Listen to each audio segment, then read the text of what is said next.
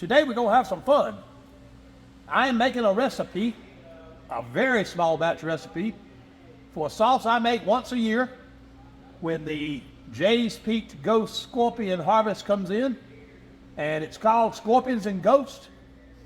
I'm making a very, very small test batch of it before I use a little over 100 pounds of pepper to make the final batch.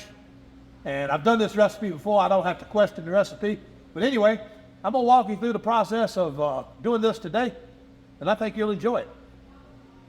So join me in the kitchen, I'll be right back.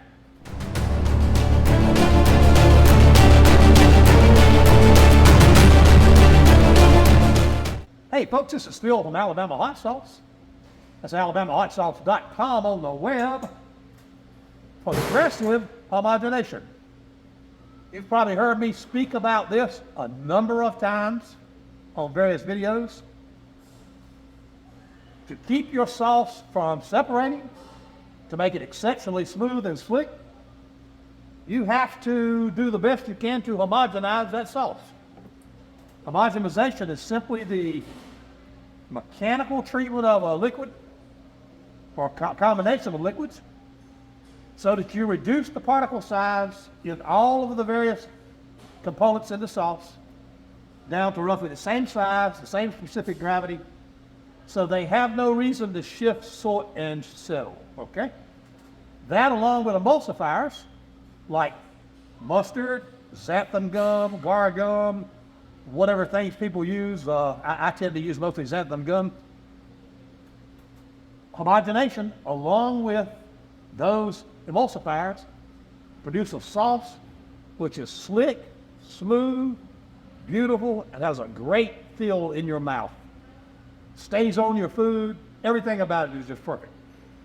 So hang around here, I'm going to show you how I do the closest I can get to homogenization using a process I call progressive homogenization. If I really did homogenization, I would have to have some very, very expensive machinery, which I don't have. So I'm trying to duplicate that as best I possibly can with the stuff I have.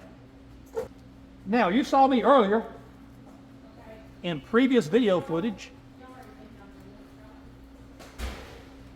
stemming these peppers. These are Jay's Peak Ghost Scorpion pepper. I stemmed them. I then added vinegar as I ground them, a small portion of them at a time, in my Vitamix. And I put them in my, what I call my blending bucket over here. Now what I'm going to do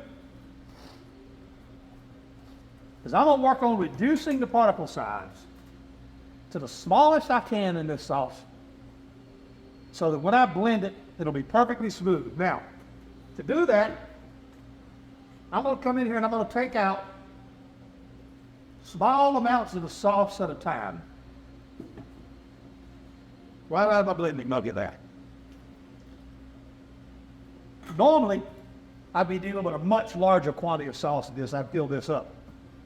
But anyway, I'm going to fill it halfway full since this is a small quantity. And what I'm going to do is I'm going to run this blender at really, really high speed. I'm going to try to produce a lot of pressure beneath the blender blades, a lot of cutting action, all the things that you need to homogenize a liquid. So here we go.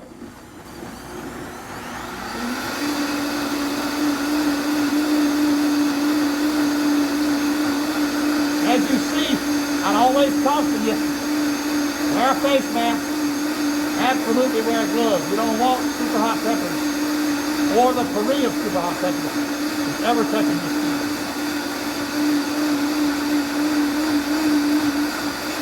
And even though this stuff looks very liquid, we are grinding and beating and applying pressure to those tiny particles, making them smaller and smaller and smaller.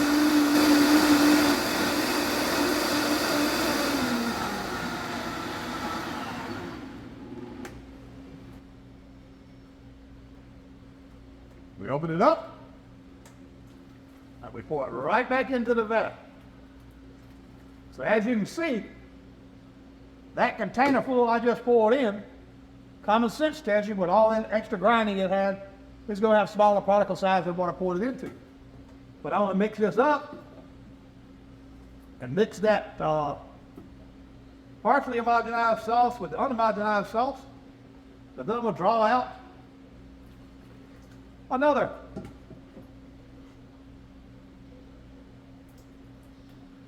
container pool. And I'm going to do the same thing to this one.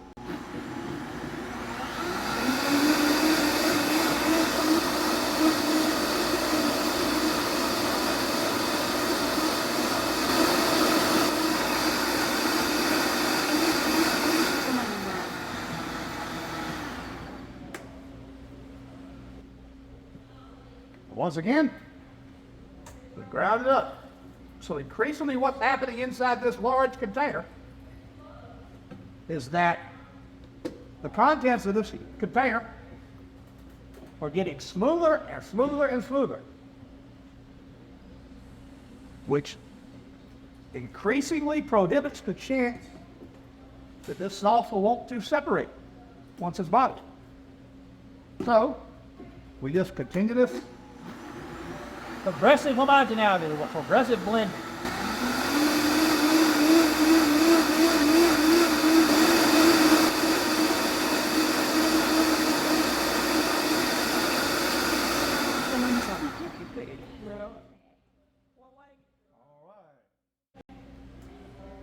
All the while getting smoother and smoother and smoother.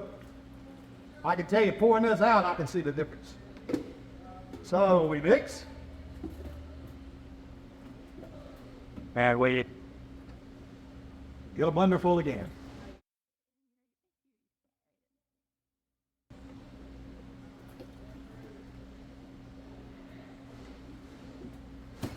Now folks, I'm not going to have you sit through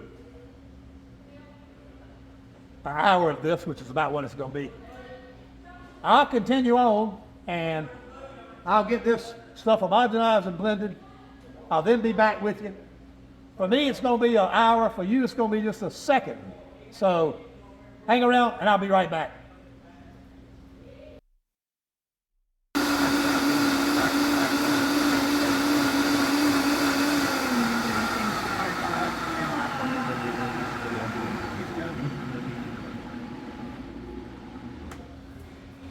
All right, folks, I'm back with you. This is, let's see, 49 minutes later since I left you.